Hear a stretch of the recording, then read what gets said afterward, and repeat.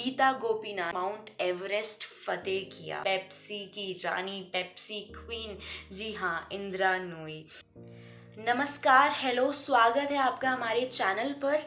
और सभी मानते हैं कि नारी शक्ति, विमेन एम्पावरमेंट, महिलाएं बहुत कुछ कर सकती हैं। तो आज इस वीडियो में हम ऐसी 10 प्रभावशाली महिलाओं के बारे में जानेंगे जिन्होंने विश्व पटल पर भारत को रिप्रेजेंट किया और हमारा नाम रोशन किया।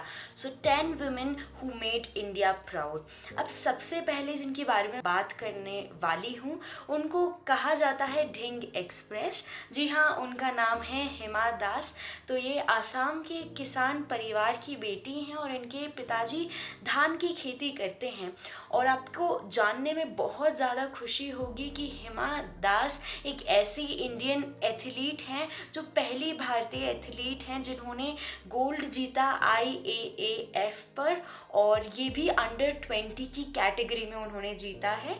और 2018 में जो हुआ था वहाँ पर चैम्पियनशिप फिनलैंड में, और 18 साल की उम्र से ही ये राष्ट्रीय एक चेहरा बन चुकी थी जब ये 18 साल की थी।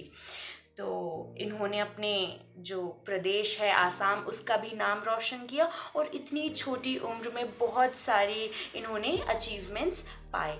अब दूसरा जिनके बारे में मैं बात करने वाली हूँ वो है दीपा कर्माकर। जी हाँ, the first women Indian athlete to play Olympic finals. जी हाँ, पहली ऐसी भारतीय महिला जिन्होंने ओलंपिक्स के फाइनल खेले हैं और उन्होंने वहाँ पर मेडल जीता है।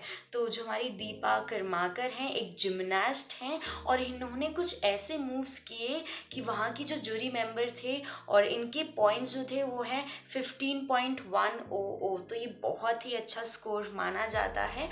और ये हैं दीपा कर्माकर जो एक जिमनास्ट हैं, और ये 2016 अगस्त में हुआ था और ये पहली फीमेल ओलंपिक फाइनलिस्ट बनी थी। अब जिनके बारे में मैं बात करने वाली हूँ वो एक अलग फील्ड से हैं, वो एक अर्थशास्त्री हैं। जी हाँ, तीसरे नंबर पे मैं बात करने वाली हूँ मिस गीता गोपीनाथ की, जो अभी IMF जो इंटरनेशनल मॉनेटरी फंड है वहाँ की चीफ इकोनॉमिस्ट हैं, जो एक अर्थशास्त्री हैं। और ये दूसरी ऐसी भारतीय हैं जिन्होंने हार्वर्ड इकोनॉमिक्स डिपार्टमेंट की जो परमानेंट मेंबरशिप है उसे पाया है। और गीता गोपीनाथ भी एक किसान परिवार से हैं और इनके पापा एक किसान एंटरप्रेन्योर हैं, एक किसान उद्योगी हैं। अब चौथे नंबर पे मैं बात करने वाली हूँ अरुणिमा सिन्हा की। अब अरुणिमा सिन्हा के साथ कुछ ऐसा हुआ जिसने उनकी ज़िंदगी बदल दी। तो जब हम अरुणिमा सिन्हा की बात करते हैं तो एक बार वो ट्रेन में ट्रैवल कर रही थी और कुछ गुंडों ने उन्हें घेर लिया और उनसे उनकी गोल्ड चेन मांगने लगे। जब उन्होंने मना किया और उन्होंने रेजिस्ट किया तो दूसरी ट्रेन साथ में चल रही थी और तभी उन गुंडों ने उन्हें धक्का दे दिया और इस सिचुएशन ने और ये जो उनके साथ हुआ उसने उनकी ज़िंदगी बदल दी। इसमें उनका जो एक पैर था वो उन्होंने खो दिया और उसके बाद भी उन्होंने आस नहीं खोई। और युवराज सिंह जो उनके इंस्पिरेशन है, जो एक कैंसर सर्वाइवर भी हैं, जो एक भारतीय क्रिकेटर हैं, उनकी इंस्पिरेशन से इन्होंने माउंट एवरेस्ट फतेह किया। और चलिए आगे बढ़ते हैं। और जो 6th नंबर पर मैं जिनकी बात करूँगी वो है हमारी पेप्सी की रानी, पेप्सी क्वीन, जी हाँ, इंदिरा नूई।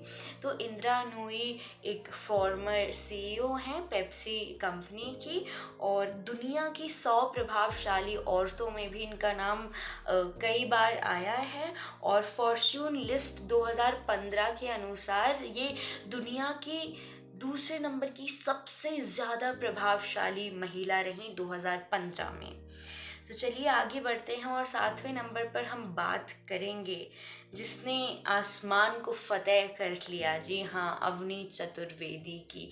तो अवनी चतुर्वेदी पहली महिला पायलट हैं जिन्होंने MiG-21 बाइसन अकेले चलाया और ये एक बहुत ही ऐतिहासिक उन्होंने कदम लिया और इतिहास लिख दिया।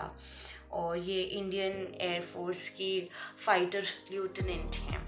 तो अब 8वें नंबर पे मैं बात करना चाहूँगी लतिका नाथ की। तो अक्सर माना जाता है कि प्रकृति वन विभाग जहाँ पर जानवर होते हैं, खतरनाक जानवर भी हो सकते हैं, वहाँ सिर्फ पुरुष काम करते हैं क्योंकि वहाँ पर बहुत ज़्यादा मेहनत करनी पड़ती है। तो लतिका नाथ जी ने जब मध्य प्रदेश के बांधवगढ़ जो वहाँ का नेशनल पार्क है वहाँ पर उनकी पोस्टिंग हुई, तो उन्होंने इतनी मेहनत की और एक अलग तरीके से ही काम किया। और जो भी हमारे समाज में कहा जाता है कि महिलाएं जानवरों के साथ नहीं, महिलाएं बहुत सेंसिटिव होती हैं, तो इन सभी बातों को नकारते हुए लतिका नाथ जी ने प्रूफ किया और एक नई मिसाल कायम की। अब 10वें नंबर पर बात करने से पहले 9वें नंबर पर हम बात करते हैं, वो हैं सुरेखा यादव। तो 1988 में सुरेखा यादव बनी पहली एक ऐसी महिला जिसने एक पैसेंजर ट्रेन चलाई हो। जी हाँ, तो सुरेखा यादव ने जो भी हमारे समाज की रूढ़िवादी सोच थी कि अरे इतने सारे पैसेंजर्स बैठे हैं, अगर वो महिला सही से नहीं चला पाई तो 1988 में मतलब 20वीं सदी में, तब तो इतना ज़्यादा एडवांसमेंट भी नहीं हुआ था, तब इन्होंने अपने एक नई मिसाल, और हमेशा चैलेंजेस रहते हैं तो अपने सारी चुनौतियों को पार करते हुए उन्होंने अपने आप को प्रूफ किया।